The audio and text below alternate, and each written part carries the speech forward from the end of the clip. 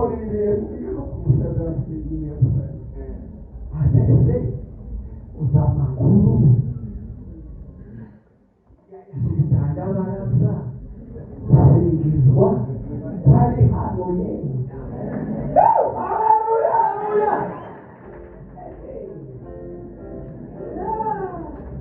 Yawagira meza tatu n'usuna mubuse n'imwe iranakuta no ikanisa yiwe kicara mu nzu ye none ari hano twese mubure tuvuge bano ko haleluya.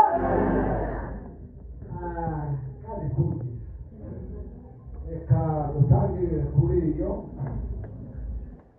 duhaye Paule mwene data yumvise amakuru atari meza iyo ngiyo n'inyo. Amen. Abapfuye bizeye barimo bitura uwo munsi azazuka. Abapfuye bizeye barimo bitura uwo munsi.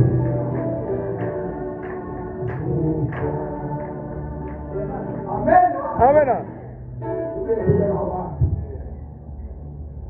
Abinana zatwaye zizobagarura maze gusushimane nabo n'umukiza wacu.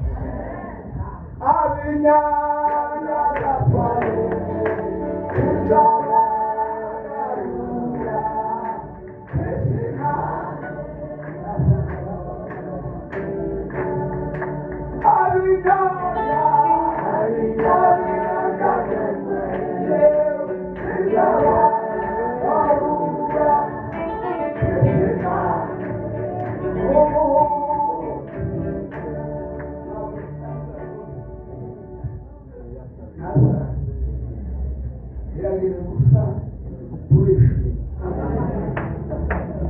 Amen. Hallelujah. Daga kura musamman da ta sita da wani za ku kakura ariko n'indirimbo ijana mirongo ine n'icyenda mu Kiswahili ivese yayo n'umugisha. Amen. Naona maisha ni yenye maana ni kutumikia Mwokozi. Haleluya. Kuishi ni Kristo na kufa ni faida kwa kila Mkristo wa kweli. Yaja kushindwa alikuwa makeka hiyo ndio mungu kundi kweli yale hapo yo. Haleluya. Aminyanga za kwale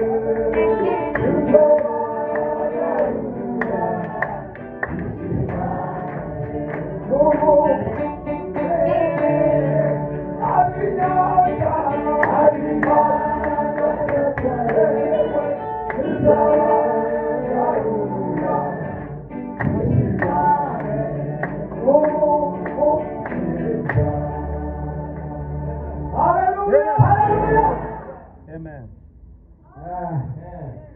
Ariko umugabo ufite umusore mwana wonyine niba ajya kumugurira ibinini nabyo ariko yarushaho kuvuga ngo rero kera umwuka wangezeho naje nemeye wamugezeho. Iyo mwayibona umusore itashara munyirari nani ngo umushora musore nani himba naona maisha ni yenye maana ni kutumikia kuishi Kristo na kufaida kwa kila Mkristo wake.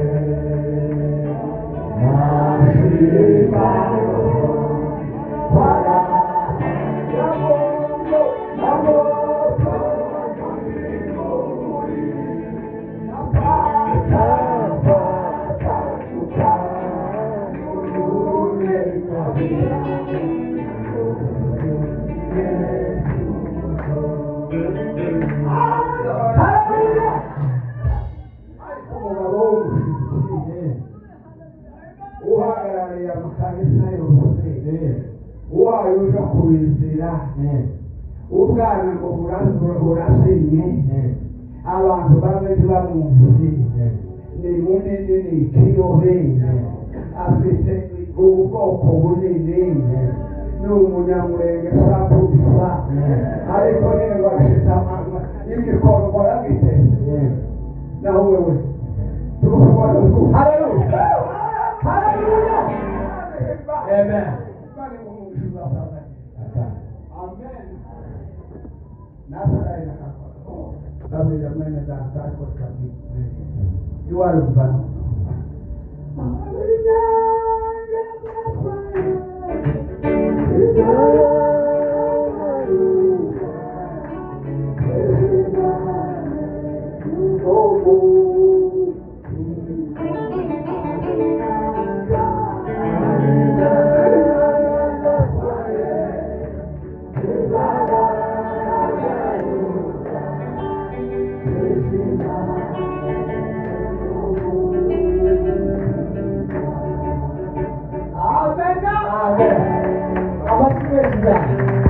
none umuhanzi dukora singa tubiri ube kuririmbisha aya materaniro niturangiza dutange amaturo.